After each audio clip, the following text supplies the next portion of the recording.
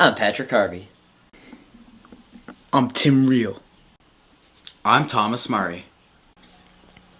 And this Is The South African economy?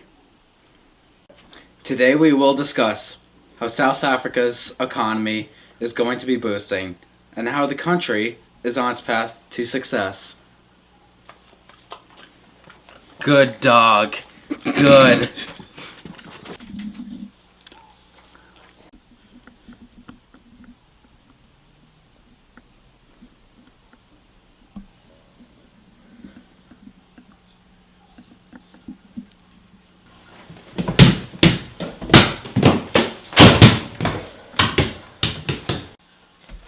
Oh, didn't see you there. I'm LeBron Patches Harvey, and I'm a straight baller. But when I'm not balling, I have a thing for the legal aspect of the South African economy. You see, South African economy, specifically the legal aspect, has greatly improved over the last 20-30 years. The country has a capitalist system, meaning that the people and private enterprises have most of the control over the economy. There are also laws on competition, which benefit small businesses, but also may hurt the consumer from time to time. They also have legal trademarks and copyrights, which definitely benefit the companies, overall improving the economy. And private institutions are held accountable for their actions, as the country ranks second in that category in the whole world. Now, we'll take it to our next scene. Oh, hello friend. My name is Tim Reel. I'm a highly qualified PhD student from ITT Technical Institute, Boston. I specialize in taxes and government involvement for the South African economy. What I can tell you from my studies and from my Wikipedia researching is that the top income rate in South Africa is 40%, which is very similar to that of the United States, which is good because you can see South Africa is incorporating more Western ideals.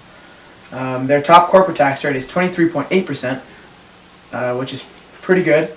Their average tax rate is also 23.8%, which is good because they're holding the individual for the same accountability as the corporate businesses, which is a very capitalist idea. Prices are generally set by the market, but some still are regulated by the government, which is a good mixed economy between capitalism and socialism. And the national debt is ultimately decreasing, which is a telltale sign of improving government economically.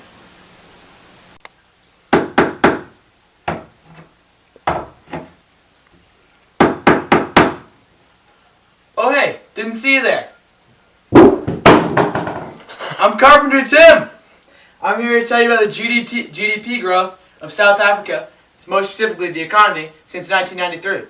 I can tell you that it's averaged 3.28% annually, and that the GDP is estimated at 4.6 billion United States dollars. The GDP has grown 8.6% since 2009, which is a huge improvement. Now, I'm going to be back to building more things. Hello, my name is Joe DeVito, and you might know me from my hypnotist shows at post-proms. Yeah, I'm pretty well known. But I also know a lot about the South African economy. A big chunk of the South African economy is natural resources. And a lot of those resources are gold, coal, iron, diamonds, copper, lead, and zinc. And we also have a ton of industry, and that includes mining of gold and mining of other things. And we also process food, and we have paper and other products that we sell and trade. Another huge thing in South Africa is the agriculture. Corn, sugarcane, fruits, potatoes, vegetables, tobacco, cotton, and livestock.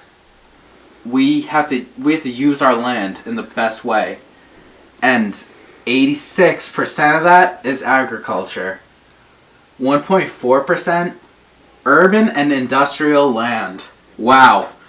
1.5% in forestry, forests, the study of forests, 6% in conserved foods, and then 5.1% in other. Thank you for your time. Hi, I'm Dr. Patches. I have a PhD from the University of Phoenix in the South African banking system. But while I have lots of knowledge on South African banks, I lack the knowledge of how to properly tie my own tie. Back to the South African banking system. It's one of the best in the world. There are several different types of banks. There's the central bank, which is like a national bank that is called the South African Reserve Bank. So a lot of people and businesses put their money there. But they also, in addition to that, have other banks that are privately owned. There are also many foreign banks that invest in South Africa. So it shows that other countries have the faith in the country to invest in it. And the banks dominate the retail market. Hi, I'm Tim Reel. I'm here to talk to you about the Johannesburg Stock Exchange. Stock market technology in South Africa is ranked first in the world.